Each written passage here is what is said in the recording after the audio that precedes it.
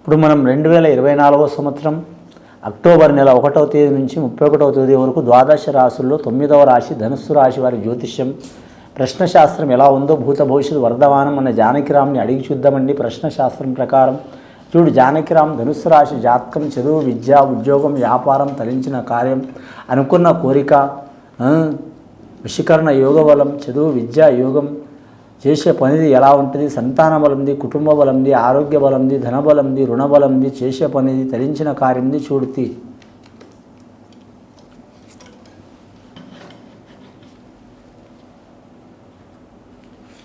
ముఖ్యంగా ధనుస్సు రాశి వారి జాతకంలో చూడాలంటే మాత్రం ఆంజనేయ స్వామి వచ్చిండండి.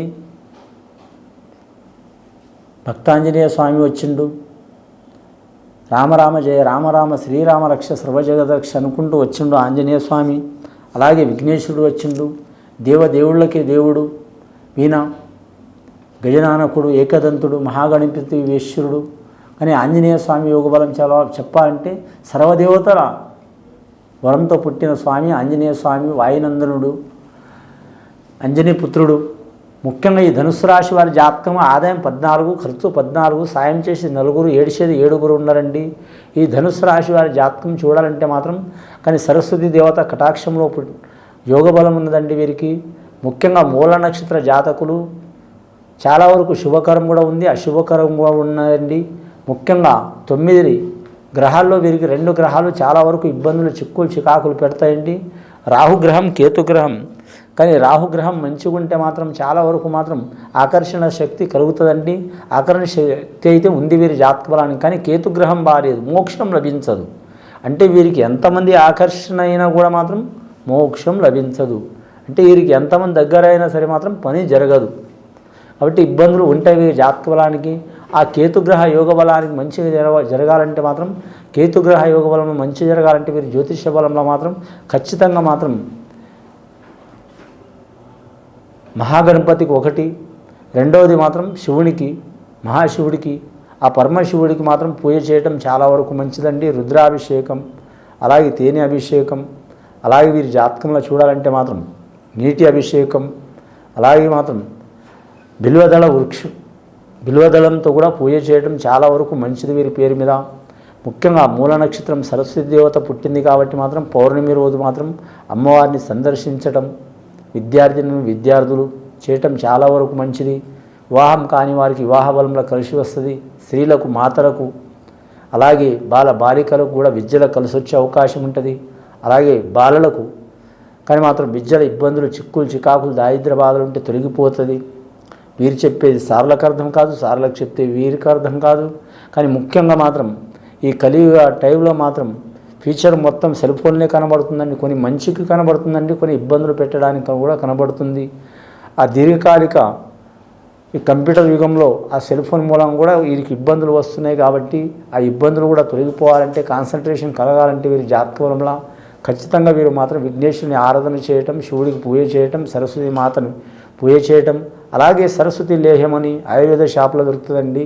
ఏ ఆయుర్వేద షాప్ అయినా సరే సరస్వతి లేహ్యం పాలతో, గోవు పాలతో కానీ తాగటం చాలా వరకు మంచిది. జ్ఞాపకశక్తి పెరుగుతుంది, కాన్సన్ట్రేషన్ మంచిగా ఉంటుంది, ఆలోచన మంచిగా ఉంటుంది. అలాగే సరస్వతి లేహ్యం దొరుకుతుంది, సరస్వతి చూర్ణం దొరుకుతుంది. చూర్ణం అంటే మామూలుగా పౌడర్ లెక్క ఉంటుందండి. లేహ్యం అంటే మాత్రం తయారు చేసి క్రీమ్ లెక్క ఉంటుందండి. ఈ 2 వాడటం బాలబాలికలకు చాలా వరకు మంచిది. అలాగే పెద్దవారు కూడా వాడవచ్చు, ఏ వయసు వారైనా వాడవచ్చు. మతిమరుపు అనేది వారికే వస్తుందని కాదండి, ఎవరికైనా వస్తుంది. ప్రతి ఒక్క మనిషికి కూడా వస్తుంది. ఎక్కువ శాతం మేధావులకి మతిమరుపు వస్తూ ఉంటుందండి. అలాంటి చిక్కులు వెళ్ళిపోవాలంటే వాడటం చాలా మంచిది. సరస్వతి మాత దయ వలన మాత్రం విద్యాశక్తి కలిసి వస్తుంది. కానీ లక్ష్మి వలన మాత్రం 1,00,000 మంది కలిసి వస్తే మాత్రం సరస్వతి దేవత వలన మాత్రం 1,00,00,000 మంది కలిసి వచ్చే అవకాశం ఉంటుందండి. ముఖ్యంగా వీరి జాతకంలో చూడాలంటే మాత్రం ఆరోగ్య విషయంలో కూడా చాలా వరకు యోగ బలం ఉంటుంది. కానీ మాత్రం వీరి జాతకంలో చూడాలంటే ముఖ్యంగా వేరే దేశం, వేరే రాష్ట్రం, వేరే ప్రాంతంలో వెళ్ళాలనుకునే వారు కూడా కలిసి వస్తుంది. అలాగే విద్యారంగంలో వైద్యశాస్త్రం అభ్యసించేవారు కూడా కలిసి వస్తుంది. అలాగే వీరి జాతకంలో ఇంజనీర్ రంగం చదవాలనుకునే వారు కూడా కలిసి వస్తుంది. అలాగే ఐఏఎస్, ఐపీఎస్ రంగంలో ఉన్నవారు కూడా కలిసి వచ్చే అవకాశం ఉంటుంది. అలాగే వీరి జాతకం బిజినెస్ కోర్సు MBA చదవాలనుకునే దాంట్లో నెరవేర్చుకునేవారు కూడా మంచి ఫలితాలు కనబడతాయండి. ఇక ఉద్యోగస్తుల విషయానికి వస్తే మాత్రం IAS IPS రంగం వారికి ఇబ్బందులు తప్పవండి.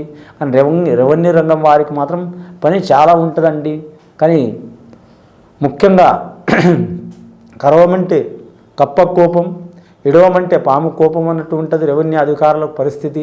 మరి జ్యోతిష్య బలంగా ఇటు చూస్తే అధికార పక్షం నుంచి కూడా మాత్రం రాజకీయ నాయకుల నుంచి ఒత్తిడి ఉంటుంది, అటు చూస్తే మాత్రం సామాన్యం పబ్లిక్ నుంచి కూడా ఒత్తిడి ఉంటుంది. అలాగే వీరి జాతకంలో చూడాలంటే మాత్రం ఎక్కడ పోయినా మాత్రం వీరి జ్యోతిష్య బలంలో మాత్రం కలిసి వచ్చే అవకాశాలు ఉన్నాయి. అలాగే మాత్రం శ్రామిక కార్మికులు కూడా కలిసి వచ్చే అవకాశం ఉందండి. శ్రామిక కార్మికులు అంటే మాత్రం ముఖ్యంగా లేబర్స్ పనిచేసే వారికి అందరూ కూడా కలిసి వచ్చే అవకాశం ఉంది.